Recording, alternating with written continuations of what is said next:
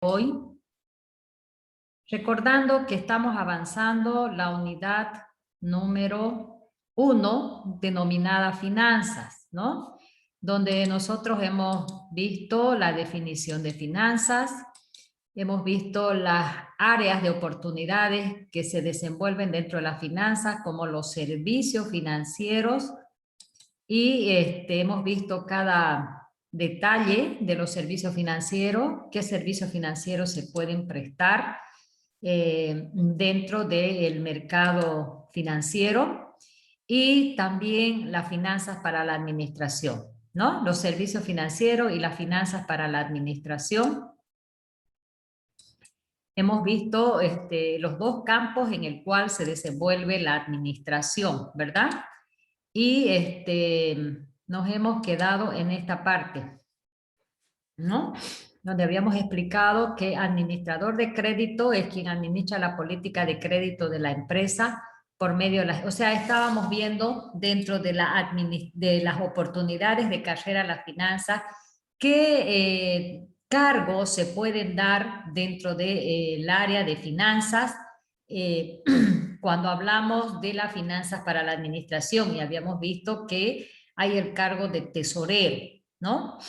Que entre otras tareas realiza pronósticos financieros, lleva a cabo corporaciones financieras, trabajar cerca del departamento de contabilidad. El tesorero trabaja en coordinación con el departamento de contabilidad, ¿no? Ese es un cargo dentro de la finanza. Luego el administrador de gasto de capital, que es el encargado del análisis y evaluación de qué tipo de inversiones puede hacer la empresa, ¿ya? Y luego el administrador de efectivo, que básicamente se refiere a administrar las actividades de cobro y desembolso de efectivo.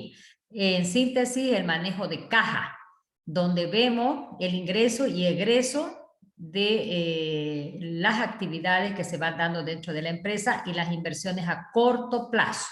En cambio, el que administra el gasto de capital ve las inversiones a largo plazo, ¿ya? Bueno, luego habíamos visto también que hay el cargo de administrador de crédito, el que administra la política de crédito de la empresa por medio de las evaluaciones de las solicitudes de crédito y de extensión de crédito, así como la supervisión y el cobro de cuentas por cobrar. Entonces, también dentro de las finanzas administrativas hay un cargo denominado administrador de crédito, quien administra precisamente, como su nombre lo indica, las políticas de crédito de la empresa, ¿no? También la supervisión y el cobro de cuentas por cobrar, ¿no? Porque dentro de una empresa no solo se vende al contado, sino también se vende al crédito, ¿no? Entonces también ese aspecto de cuentas por cobrar lo maneja el administrador de crédito. Luego también hay un cargo que es el encargado de administrar el tipo de cambio. ¿Qué hace? Administra todas las operaciones extranjeras. Ustedes saben que las empresas, cuando son grandes, no solamente manejan la moneda de curso legal de nuestro país, que es el boliviano, sino también manejan monedas extranjeras. Entonces, y a veces en cantidades bastante significativas, ¿no? Y hay que estar al tanto de las fluctuaciones, es decir, de los cambios, del tipo de cambio que se pueda dar con respecto a la divisa que va manejando. Entonces, hasta acá la última parte que hemos visto son los distintos cargos que se dan dentro dentro de las finanzas para la administración. ¿Ya? Eso es lo que hemos estado viendo. Dentro de las finanzas para la administración hemos visto que se genera la carrera, las oportunidades de carrera en las finanzas, como que el cargo de tesorero, de administrador de gasto de capital, administrador de efectivo, el administrador de crédito y el administrador del tipo de cambio. Dentro de las funciones principales del administrador financiero, nos referimos básicamente a un gerente de empresa, ¿verdad? El administrador financiero puede ser un gerente de la empresa o puede ser un gerente financiero, ¿no? Dependiendo del tipo de empresa que sea y el tamaño, porque mientras más grande es, las funciones son más específicas. En cambio, mientras una empresa es más pequeña, se reducen, ¿no? Porque así se reducen los costos de sueldos y salarios. Entonces, dentro de las funciones principales del administrador financiero, tenemos la planeación y análisis de las actividades financieras. Se refiere, uno, a la transformación de la información financiera o una forma útil de vigilar la posición financiera de la empresa. También la evaluación de las necesidades de incrementar o reducir la capacidad productiva, el determinar el tipo de financiamiento. Como su nombre le indica, planeación. O sea que se refiere a la proyección de la empresa en el aspecto financiero, ¿ya? Es decir que, por lo tanto, se vigila la posición financiera de la empresa. Hay que estar al tanto cómo nos encontramos como empresa, si tenemos utilidades, si tenemos pérdidas. Es muy importante esta parte referida a la posición financiera, cómo nos encontramos financieramente dentro de la empresa. La segunda parte, evaluación de las necesidades de incrementar o reducir la capacidad productiva, ¿no? Si nosotros tenemos utilidades, seguramente podemos ampliar nuestra capacidad productiva, pero si tenemos déficit, no creo que lo hagamos, ¿no? Todo eso se va dando, se va analizando dentro de la planeación y análisis de actividades financieras. Determinar el tipo de financiamiento requerido. Determinar el tipo de financiamiento requerido, ¿ya? Acá hay que ver también el monto de financiamiento, o sea, de préstamo que podamos adquirir, ¿no? Fíjense que son entonces tres aspectos. Primero, cómo está posicionada la empresa financieramente. Segundo, si podemos ampliar la capacidad productiva. Y tercero, ver si podemos tener financiamientos o créditos para la empresa, ¿ya? Luego tenemos la toma de decisiones de inversión. El gerente financiero determina la composición de los activos, es decir, el importe monetario óptimo para los activos circulantes y los activos fijos, ¿ya? ¿Ustedes se acuerdan cuáles son los activos circulantes? Estos son temas de contabilidad.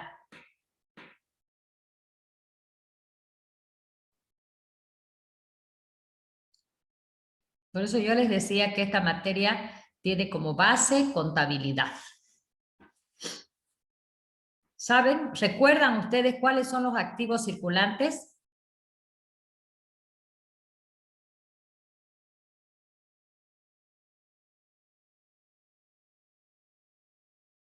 Nada. Karina Toledo.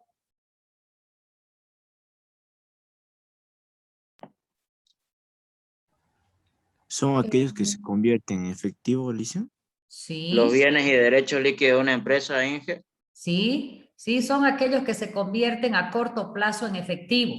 ¿Ya? No más ¿Cuáles de son 12 meses. esos? Denme un En el ejemplo lapso de un de año activos nomás. circulantes.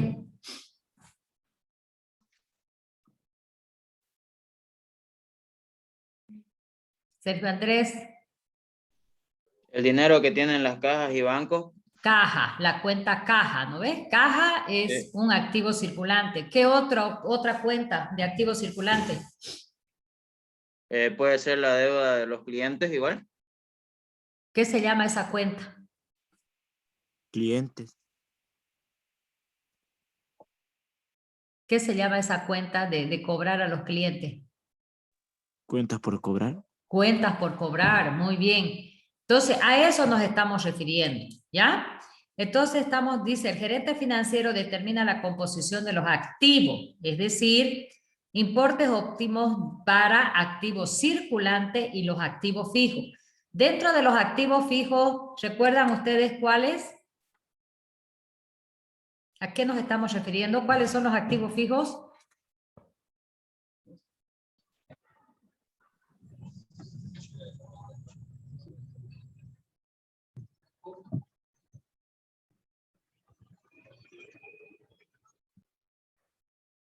¿Son los bienes que ya tiene la empresa?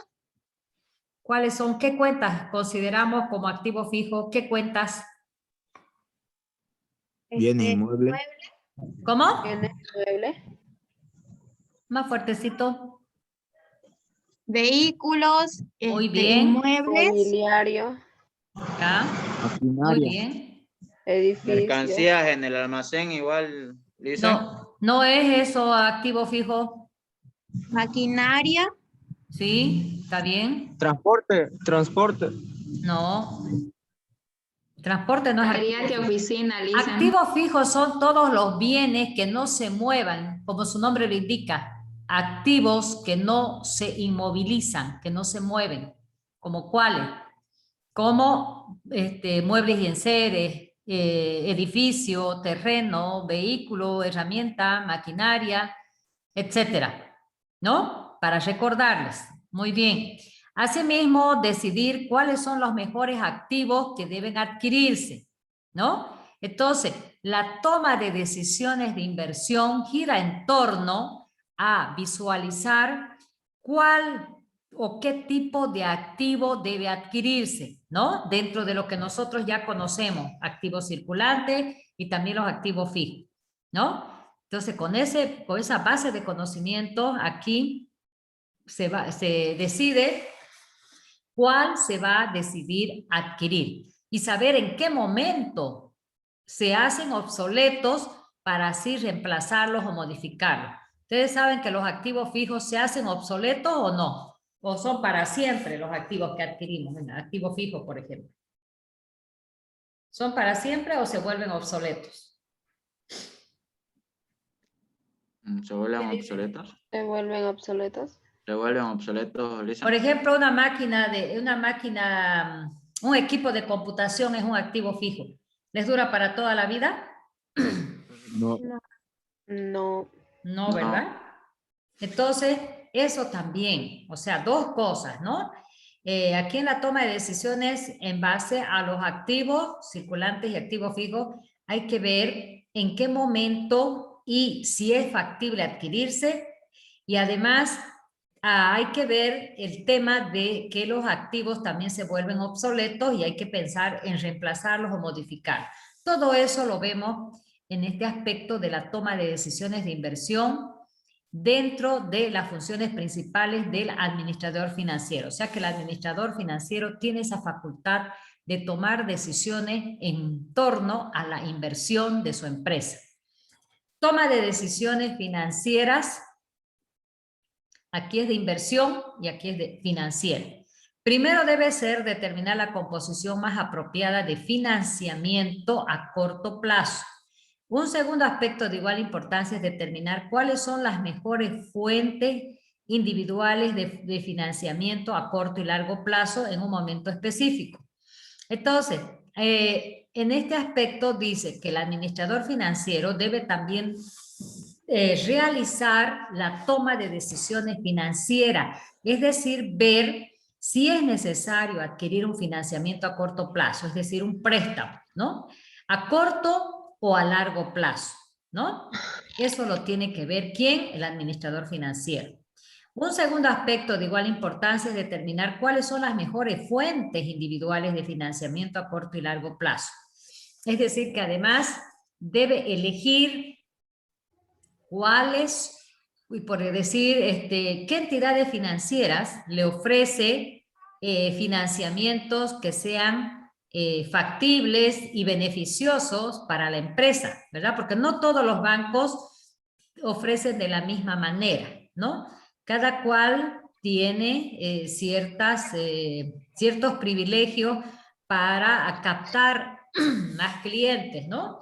Hacen su marketing, hacen promociones, ciertos aspectos para que la gente los prefiera, ¿verdad? Muchas de estas decisiones son impuestas por la necesidad, pero algunos requieren de un análisis minucioso. ¿Qué quiere decir? A veces hay empresas que por la necesidad de efectivo, por decir, adquieren el préstamo a intereses que no son convenientes, ¿no? Simplemente porque ese banco sí les va a prestar.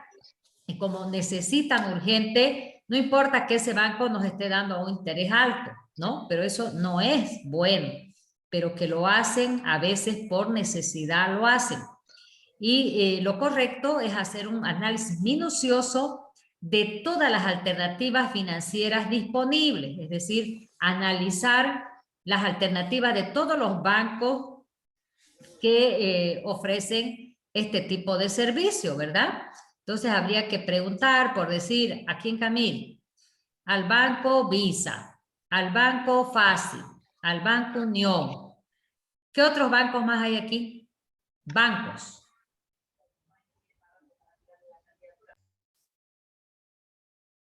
BNB. ¿Cómo? No hay el BNB aquí. El BNB no hay. No hay. FIE. FIE. ¿FIE hay todavía? Sí, hay todavía el pie y Lisa. Ecofuturo igual. El Visa, el Ecofuturo. Ya. El ¿Y las PRO, cooperativas también Samar. otorgan crédito o no? también, pero También. normalmente su interés es más elevado al de un banco. Sí. Sí. Entonces, en esta parte, el administrador financiero básicamente tiene que analizar el tipo de interés que le ofrecen distintas instituciones financieras. Por eso dice, un análisis minucioso de las alternativas financieras disponibles. Por ejemplo, aquí en Camiri yo no puedo decir, voy a analizar a ver qué me ofrece el Banco Santa Cruz. ¿Por qué? Porque el Banco Santa Cruz no tiene aquí agencia. Entonces, tenemos que analizar las alternativas financieras disponibles. Por eso les decía, ¿qué bancos tenemos aquí en Camiri? ¿Qué cooperativas tenemos aquí en Camiri? Mediante las cuales yo puedo recabar información y hacer un análisis minucioso cuando yo quiero o quiero que me otorguen un financiamiento o un préstamo. ¿Ya? Muy bien. Entonces, a eso se refiere esta parte.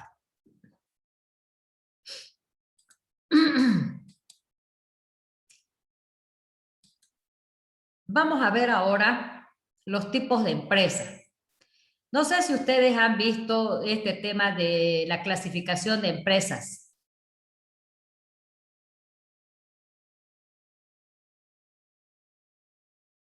¿Han visto o no?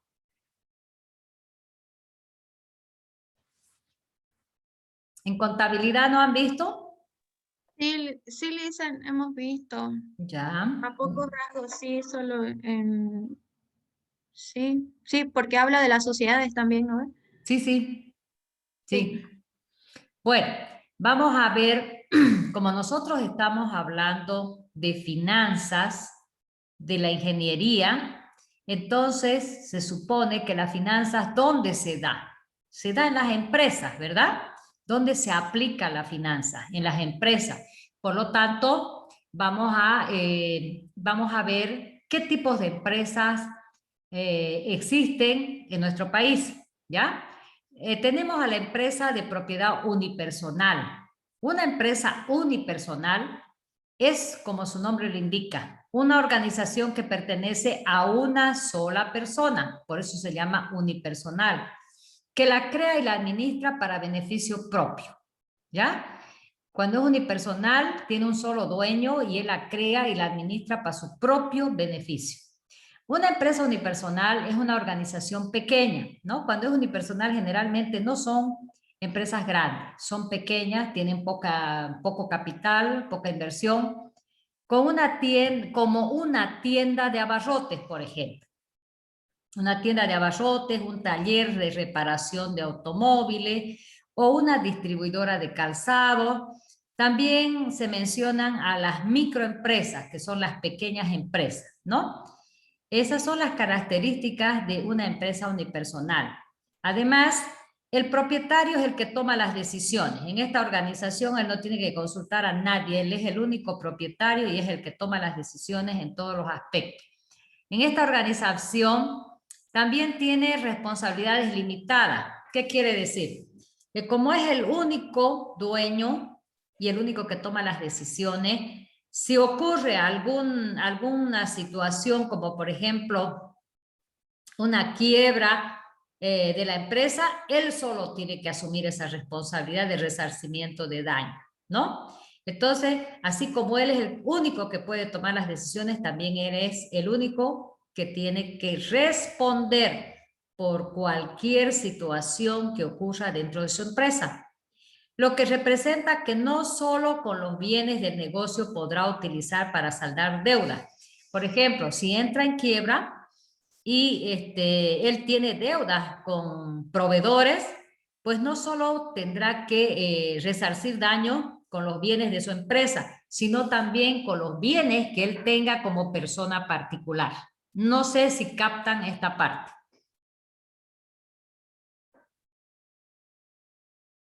Sí, Lisa, se capta. ¿Qué dicen?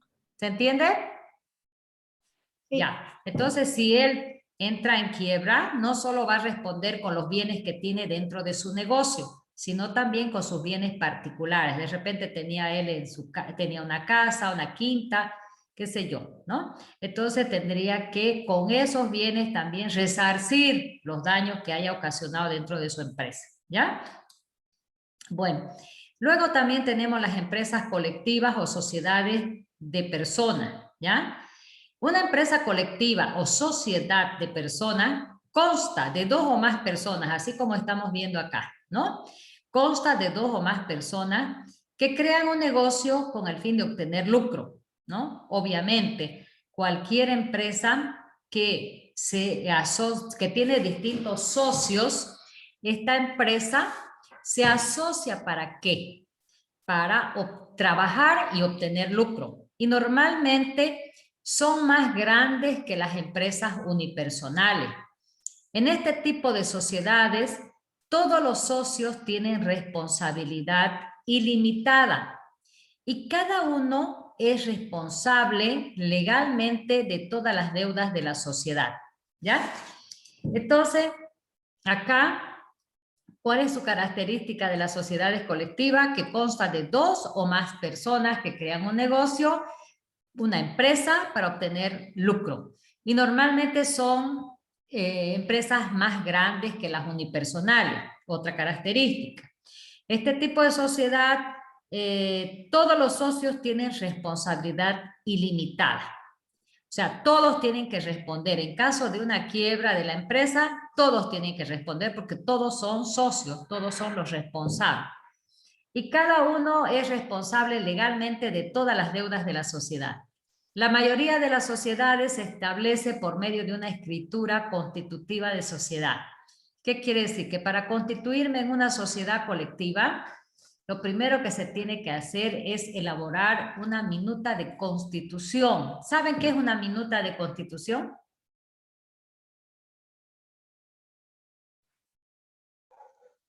No. ¿No? Ya, en algún momento ustedes lo van a ver cuando estén trabajando en alguna empresa o de repente ustedes pueden crear su propia empresa.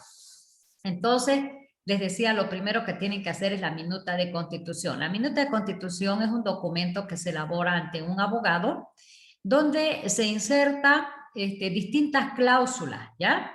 Dentro de esas cláusulas está, por ejemplo, la razón social, por decir, esta empresa se va a llamar Biovita SRL o SSA, ¿no?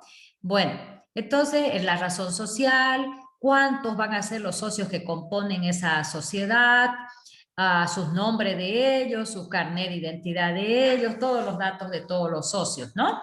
Luego determinan quién va a ser el administrador, quién va a ser el representante legal de la empresa, cuál va a ser el objeto de esta empresa, qué tiempo piensa que durará, en caso de quiebra, quiénes serán responsables, es decir, todo lo que es en materia de estructura y de cómo se va a manejar la empresa, todas esas acciones están insertas en una minuta de constitución de una sociedad. Y es el punto de partida del inicio, ¿no? Porque ese es un documento tan importante que es la base para todos los otros documentos y otros procedimientos que se puedan dar, ¿ya? Eso es una minuta de constitución. Bueno, dentro de las sociedades existen las sociedades anónimas, ¿ya? vamos a ver a qué se refieren las sociedades anónimas. Vamos a ver simplemente las sociedades que más se usan, ¿no? Porque hay distintas otras clases de sociedades, pero las que más se usan es la sociedad anónima y la sociedad de responsabilidad limitada. Entonces vamos a ver eso. Dentro de la sociedad anónima, ¿cuál es su característica? Se caracteriza porque el capital está dividido en acciones, por eso se llama sociedad anónima, ¿ya? Los socios tienen una responsabilidad que se limita hasta el monto de sus aportes, ¿ya? Entonces, solamente ellos en caso de quiebra responden hasta el monto de sus aportes en acciones, ¿no? Hasta eso solamente, más de eso ya no. La junta de accionistas está dirigida por un directorio. Generalmente cuando hay una sociedad anónima, tienen un directorio, ¿no? Que es el que toma las decisiones dentro de la empresa, compuesto por 3 miembros como mínimo, ¿no?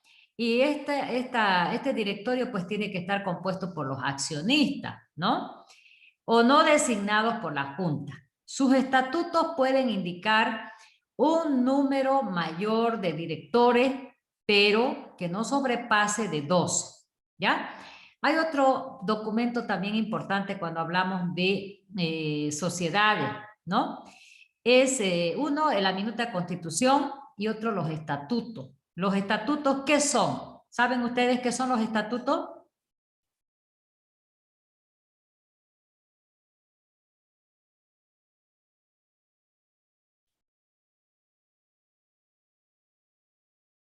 ¿Saben qué es? Son reglamentos Muy bien. legales. Son reglamentos que están relacionados con el funcionamiento de la empresa, ¿verdad? Bueno, dentro de esos estatutos dice que puede indicar un número mayor de directores, pero que no sobrepasen de 12, ¿ya? Los componentes principales de este tipo de empresa son los accionistas, ¿no? Porque ellos son los socios.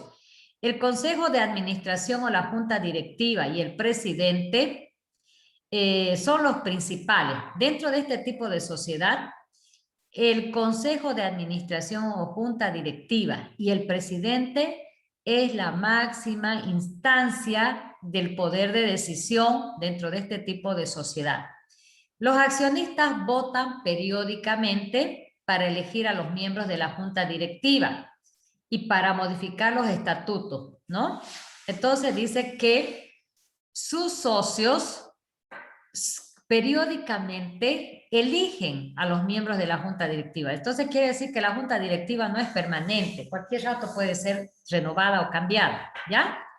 Y también los accionistas pueden modificar los estatutos cualquier momento. La junta es la máxima autoridad para guiar los asuntos corporativos y establecer la política general. Entonces, la junta, al igual que el gerente de la empresa o presidente, mejor dicho, presidente, son las máximas autoridades y tienen el poder, el máximo poder de decisión y de establecer política en general dentro de la empresa. Los accionistas esperan recibir dividendos, que son los distribuidos periódicamente de las ganancias. ¿Qué serán los dividendos?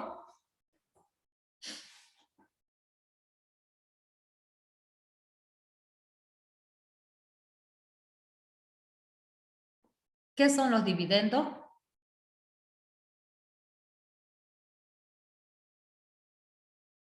También han de haber visto en contabilidad, ¿verdad? La parte de los beneficios. Sí, los beneficios, es decir, las ganancias por ser accionista, ¿verdad? Porque ellos están invirtiendo dinero, los accionistas están comprando acciones, ¿no? Entonces, ellos están invirtiendo en acciones. Entonces, no es que ellos están invirtiendo en acciones para que eso se quede ahí nada más, ellos están invirtiendo para que ese dinero que han invertido en las acciones les produzca utilidades a través de los dividendos, ¿no? Los dividendos son esas utilidades que se dan cuando la empresa obtiene, pues, obtiene utilidades y no déficit. Pues si la empresa tiene déficit, ¿de dónde va a pagar dividendos? No hay de dónde pague. Entonces, por eso es que una empresa tiene que tener una buena administración financiera para que obtenga utilidades y pueda repartir los diferentes dividendos a sus socios o accionistas. ¿Ya? Muy bien. Les decía que también existe la sociedad de responsabilidad limitada. Son las dos sociedades que más se usan, ¿no? Las sociedades de responsabilidad limitada está compuesto por socios que tienen la responsabilidad limitada, así como su nombre lo indica. ¿Qué significa o qué entienden ustedes por limitada?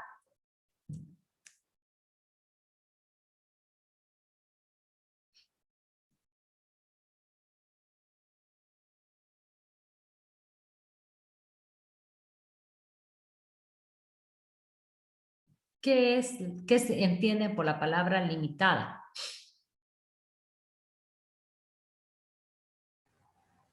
Sería que ellos solamente se encargarían de comprar como la parte de su acción, pero ya no tendrían la responsabilidad de las cuestiones legales o problemas que llegara a tener la empresa, porque de eso se encargaría solamente una de las partes de todos los accionistas.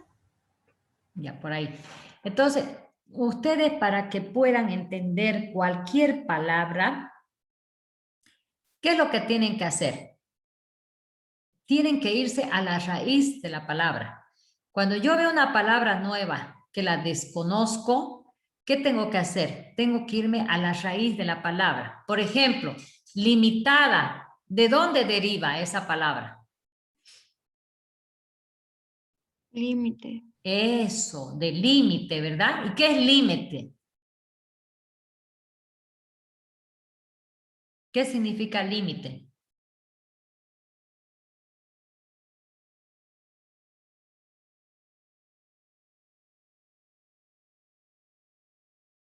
Por ejemplo, ustedes limitan con sus vecinos. ¿Qué quiere decir? Al sur limitan con tal vecino, al este limitan con tal otro vecino. ¿Qué quiere decir eso?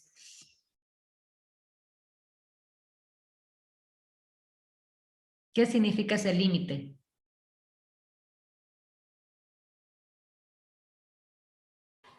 Un final.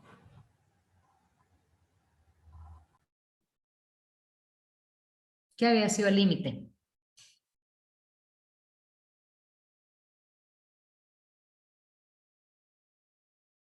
Una separación, ¿no es verdad?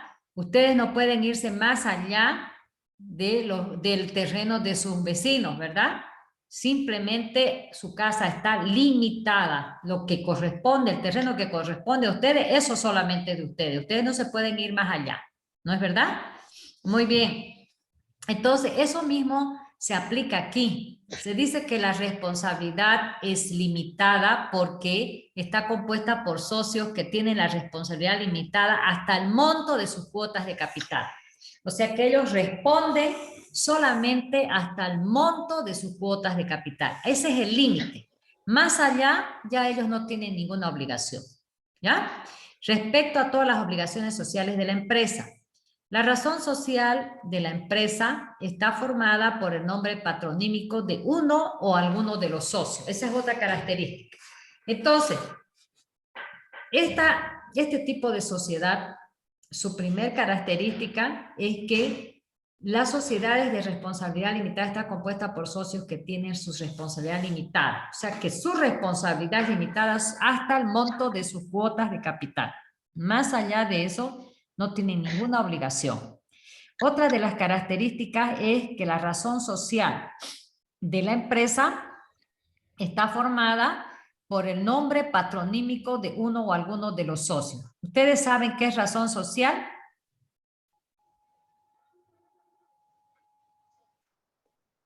Es donde están los datos de la empresa, como los nombres de los socios, el patrimonio, si no me equivoco, Ya. y la administración en general. Sí. La razón social es el nombre que identifica a una empresa, ¿no es verdad?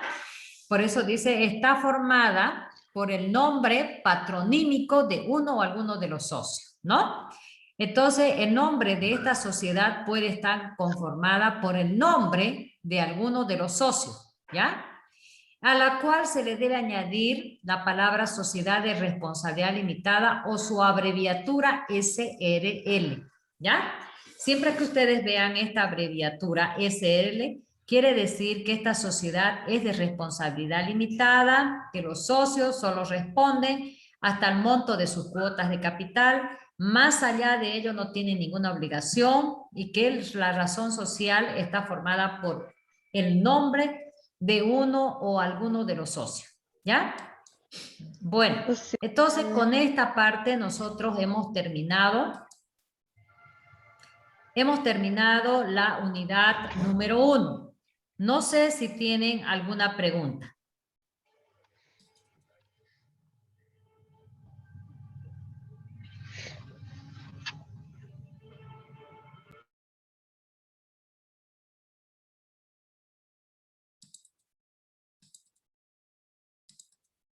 No sé si tienen alguna pregunta con respecto a lo que acabamos de avanzar, que estaba referido a la unidad número 1.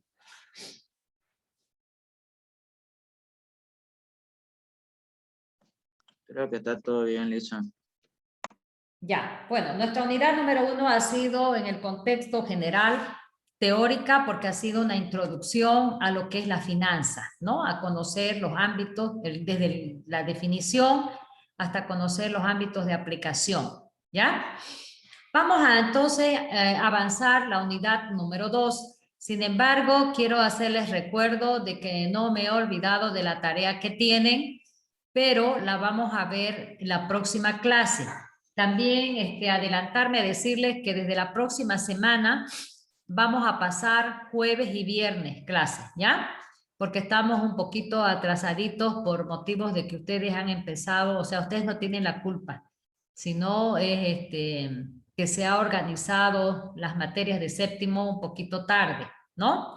Entonces necesitamos recuperar tiempo, por lo tanto, desde la próxima semana vamos a pasar jueves y viernes. ¿Están de acuerdo?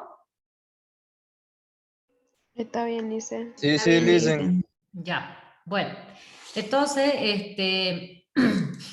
por ejemplo, yo en todas mis otras materias yo ya he tomado examen de primer parcial, ¿ya? Y con ustedes la única materia que un poquito estamos retrasaditos, pero nosotros nos igualamos hasta de aquí una semana, máximo 2, ya estamos igual, ¿ya? Por eso es que vamos a trabajar de esa forma, ¿ya? Vamos a iniciar entonces ahora la unidad número 2, que está referida a introducción a la matemática financiera, ¿ya? Bueno.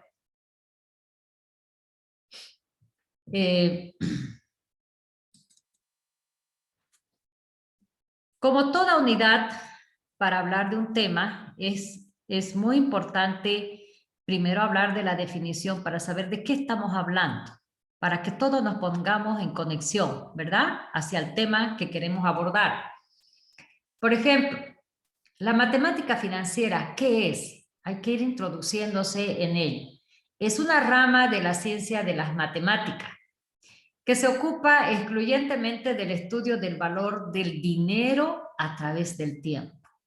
Eso es bien importante, ¿no? El estudio del valor del dinero a través del tiempo y de las operaciones financieras. Es decir, no es otra cosa que la aplicación de las matemáticas en el ámbito de la finanza. Para así, por ejemplo, dilucidar cuál es la mejor opción a la hora de la inversión, ¿ya? Entonces, vemos que la matemática financiera, para empezar, es una rama dentro de las matemáticas, que se ocupa excluyentemente del estudio del valor del dinero a través del tiempo, ¿ya? Entonces, vamos a ver qué efectos tiene el dinero a través del tiempo cuando se hace ciertas inversiones, ¿no? Y de las operaciones financieras, es decir, que no es otra cosa que la aplicación de las matemáticas en el ámbito de la finanza, ¿no? Esa relación que hay entre matemáticas y finanzas. Eso es la matemática financiera, ¿ya? Para así, por ejemplo, dilucidar ¿Cuál es la mejor opción a la hora de la inversión? Este nexo que hay entre las matemáticas y las finanzas nos permite determinar a la hora de querer invertir cuál es nuestra mejor opción, ¿no? ¿Dónde vamos a generar más rédito, es decir, más utilidad? Entonces, es bien importante conocer este aspecto de la matemática financiera, ¿ya? Objetivo. ¿Cuál es el objetivo de la matemática financiera? El objetivo fundamental de la matemática financiera es el estudio y análisis de todas aquellas operaciones y planteamientos en los cuales intervienen las magnitudes de 4 elementos fundamentales. Cuando nosotros hablamos de matemática financiera y vemos que es el estudio y análisis de todas aquellas operaciones y planteamientos que intervienen bajo 4 elementos: el capital, el interés, el tiempo y la tasa, ¿ya? Estos son 4 elementos fundamentales que lo vamos a ver y lo vamos a aplicar en diversos problemas de ejecución de la matemática financiera, ¿ya? Entonces ya van conociendo ustedes 4 elementos fundamentales que vamos a manejar a través de fórmulas en distintos planteamientos de la aplicación de la matemática financiera. Así, la matemática financiera se ocupará del cálculo del valor del tipo de interés o rentabilidad de los distintos productos que existen en los mercados financieros, ya sea en depósitos, bonos, préstamos, valoraciones de acciones, cálculos de seguros, etc. ¿Cuál es la importancia de la matemática financiera? Radica en su aplicación a las operaciones bancarias y bursátiles. ¿Qué quiere decir? Que la matemática financiera es bien importante porque se aplica ¿dónde? En las instituciones financieras, básicamente en las instituciones financieras. Y bursátiles, cuando hablamos de bursátiles se refiere a la bolsa de valores, ¿ya? Entonces, la matemática financiera tiene su aplicación fundamental en las distintas instituciones financieras. Aquí hablamos de forma general, ¿no? No solo los bancos, estamos hablando de instituciones financieras. Esa es la raíz a la cual nos estamos dirigiendo. Y bursátiles porque nos estamos refiriendo también a la bolsa de valores, ¿no? En la bolsa de valores también se aplica. Y en temas económicos, en muchas áreas de la finanza, también se aplica en muchas áreas de la finanza, ya que le permite al administrador financiero la toma de decisiones en forma rápida y acertada. Entonces, hasta acá, ¿será importante la matemática financiera en su aplicación en distintas operaciones que ya estamos conociendo? Les pregunto.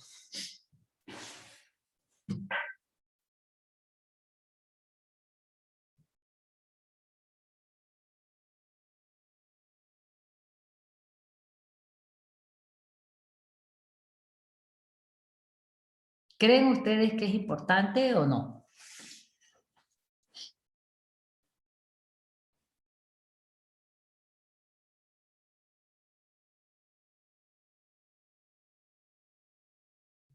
Sí, Lisa. ¿Qué dicen? Hasta aquí, en estos inicios que estamos viendo sobre el concepto de la matemática financiera, la aplicación de la matemática financiera, la importancia de la matemática financiera. Entonces, ¿creen ustedes que es importante la aplicación de la matemática financiera? Sí, Lisa. Sí, ¿verdad? Porque ustedes Sí, fíjense que su aplicación fundamental es en las entidades financieras. Y nosotros sabemos de que todo gira en torno a las distintas operaciones que se hacen en las entidades financieras, ¿verdad? Todas las empresas trabajan con entidades financieras. La mayoría del comercio siempre está en relación con las entidades financieras a través de los créditos. La construcción no se hace, o sea, no avanza las empresas constructoras si no tienen créditos y grandes créditos. ¿Con quién? Con las entidades financieras, ¿verdad? La pequeña empresa para iniciar empresa, ¿qué es lo que hacen? Solicitan crédito, ¿no? Nosotros, como personas particulares, siempre de una u otra manera, estamos ligadas a las instituciones financieras, ¿sí o no? Sí, Lisa. Y Es dicen, así, es verdad. Entonces, vemos ustedes que realmente es importante la matemática financiera, ya que su aplicación está en todas las operaciones bancarias y bursátiles. Ahora, vamos a ver, cuando hablamos de matemática financiera, cuáles son los términos financieros básicos, ¿ya? Ya hemos visto que los 4 elementos fundamentales cuando hablamos de matemática financiera, los dijimos acá, son el capital, el interés, el tiempo y la tasa, ¿verdad? Entonces, ahora vamos a ver más o menos de qué se trata cada uno de esos elementos tan fundamentales cuando hablamos de matemática financiera. El capital se refiere a la suma invertida o colocada en una operación financiera para generar al cabo de un tiempo un interés. Por ejemplo, yo he colocado un depósito a plazo fijo, o sea, yo he invertido mi plata que tengo ahorrada personalmente. Quiero ir a una institución financiera y decir que estoy aperturando un depósito a plazo fijo. Ese dinero que yo voy a depositar a plazo fijo es el capital, ¿no es verdad? Que es una suma invertida y colocada en una operación financiera para generar al cabo de cierto tiempo un interés. O sea, yo no hago mi depósito a plazo fijo solo por guardarla, mi plata en el banco, o sería solo por eso. ¿Por qué? ¿Cuál será mi interés?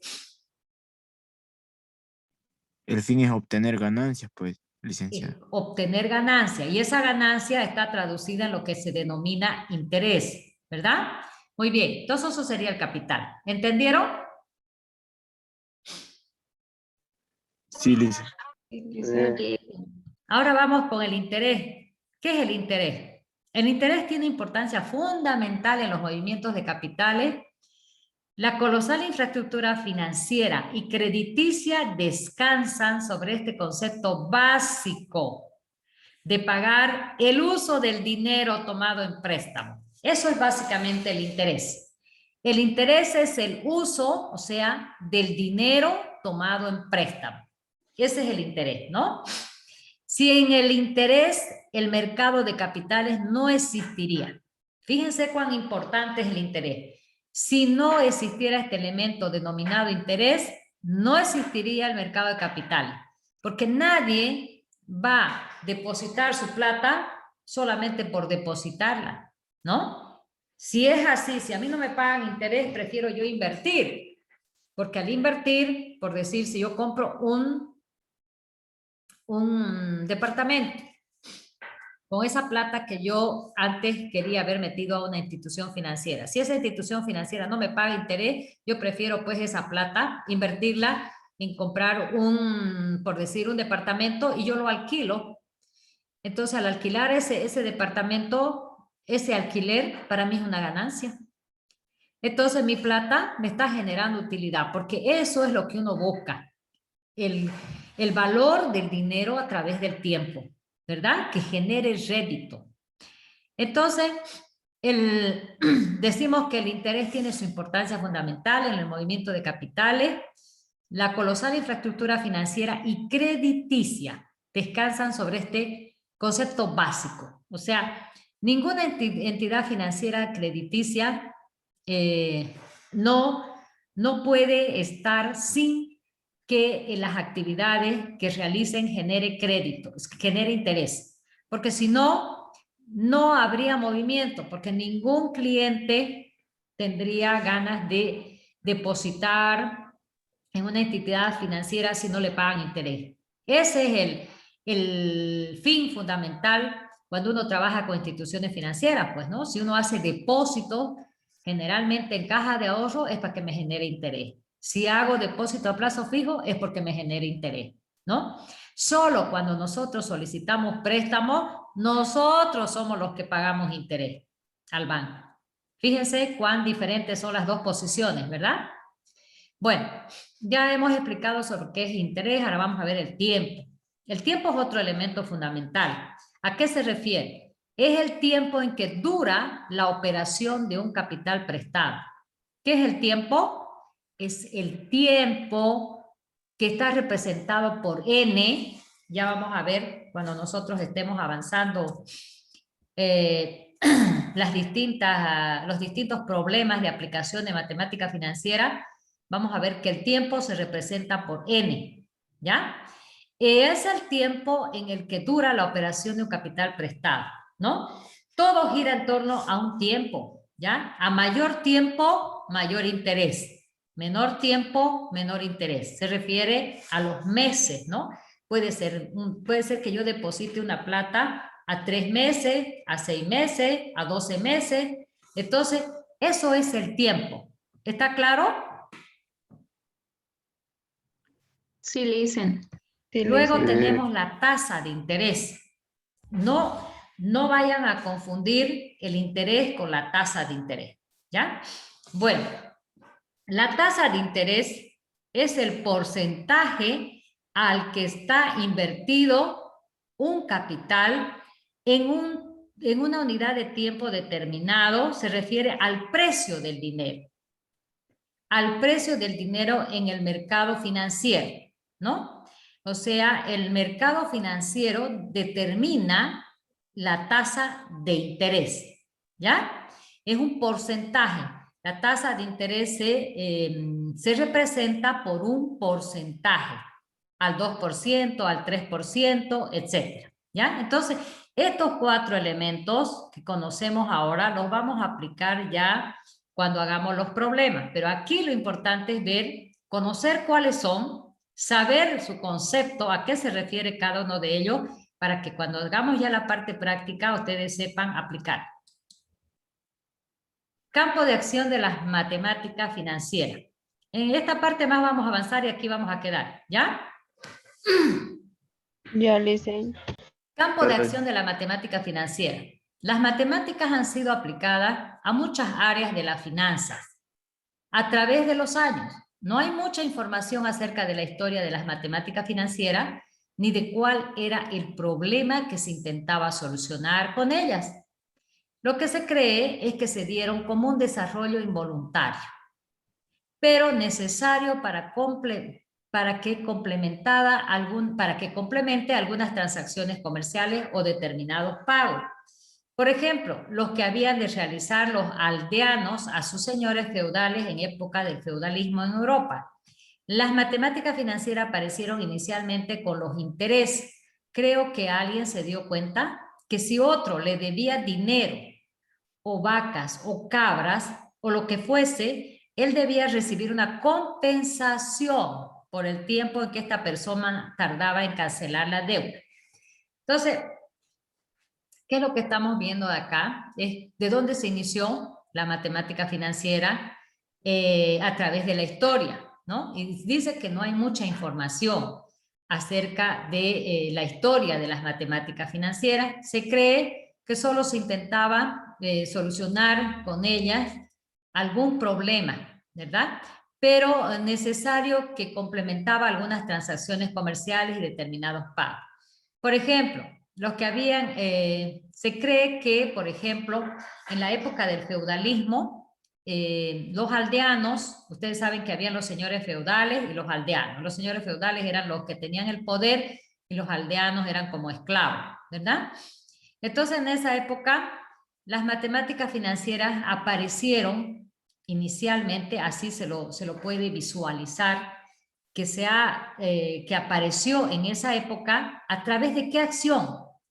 Dice que en esa época se prestaban dinero o también especies o vacas, cabras, ¿no? Se prestaban o lo que fuese, pero se dieron cuenta de que este préstamo no debería ser así gratis, no solamente prestar, que debería existir alguna compensación por el beneficio de recibir ese dinero o el beneficio de recibir esos animales, ¿no? Y por lo tanto, el tiempo, como compensación por el tiempo que esta persona tardaba en cancelar. Entonces, ahí nació, ¿no? Ahí nació el hecho de que las personas, por distintas transacciones, podrían recibir un interés para que no sea gratis, ¿no? El hecho de que yo pueda prestar dinero o pueda prestar esos animales, debería generarse un interés por esa situación y que no sea así nomás. Entonces, ahí fue que se visualizó el hecho de que le existiera un interés, y obviamente ese interés hoy en día lo conocemos como parte de lo que es la matemática financiera, ¿ya? Bueno, entonces vamos a quedar acá. Ya la próxima clase empezamos ya a hablar sobre el interés simple y vamos a ir viendo ya, fíjense, nomenclatura y fórmulas, y ya vamos a ir aplicando problemas y todo aquello, ¿ya? Se vuelve un poco más interesante porque ya hacemos más práctica que teoría, ¿ya? Bueno, no sé si tienen alguna duda hasta acá, alguna pregunta. No, listen, todo bien. Ya. Bueno, entonces la unidad número 1 ya yo la voy a subir a la plataforma, ¿ya? Entonces ustedes van a tener el PDF de la unidad número 1, ¿ya? Con respecto a los videos, yo los grabo, las clases, pero a la plataforma no se puede subir, porque como se podía hasta hace unas 3 semanas atrás, creo. Luego se fregó la plataforma y tardó como una semana y volvió a iniciarse y ya está con esa salvedad de que no podemos subir video. ¿Cuál es la razón? Me imagino yo que como somos más de 1000 y tantos o 1500, creo, docentes en toda la universidad, la capacidad de la plataforma que tenemos parece que no es suficiente. Entonces no nos permite. Queremos subir un video, nos dice la capacidad del video es superior a la capacidad de la plataforma. Entonces no nos permite. Lo único que sí podría hacer es subírselos por YouTube. Ahí sí Está estaría bien, bien. listo. A Sí. Classroom igual se ¿Está puede bien? subir. Dice, a Classroom debería subir. Es mejor, le dicen ahí en Es el Classroom. mejor. Ahí puede subir tareas igual. Ya, pero por YouTube también yo les puedo subir los videos. Igual dicen. Mejor, ¿no? Ah, ya no sé. YouTube sería mejor, dicen. Sí, sí. Sí, sería mejor porque en YouTube ya se queda permanente. En cambio, en Classroom Sí. tiene un tiempo igual. Sí, sí. En YouTube También se creo que queda. tienen cierta capacidad. Se queda permanente. Claro. Ajá. En Ya. HD. Entonces vamos a tratar de hacerlo de esa forma, ¿ya? Especialmente cuando estemos explicando la parte práctica, porque la teoría ustedes ya la tienen en el PDF, no hay ningún problema, ¿verdad? Sí, Sí. los ejercicios. Pero la sería parte listo. práctica, de repente les Los queda alguna diapositivas, duda y no, ustedes lo vuelven a repasar en el video, ¿sí? Sí, perfecto, dicen. Ya, bueno, Las entonces diapositivas quedamos no las acá, puede por pasar a favor. WhatsApp. Ya saben que el día jueves de la próxima semana tenemos clases, jueves y viernes, ¿ya? Dicen, Licenciado, una el día consulta, jueves vamos a pasar en Ya el horario. dice. el jueves a las 8:30, dicen, en su horario nomás. Es nuestro horario. Ah, El ya, jueves está 8:30 bien. y el viernes 18:15. Tal cual está Ya. en nuestro horario. ¿Ya? Ya, listo. Muchas gracias. Listen, Dicen, hasta ahí, luego. pase Chao, buenas noches. Listen. Hasta Al del frío. luego. Hasta Buenas luego. noches, Lisa. Adiós, Lisa. Tápense luego, bien. Listen. Hasta luego.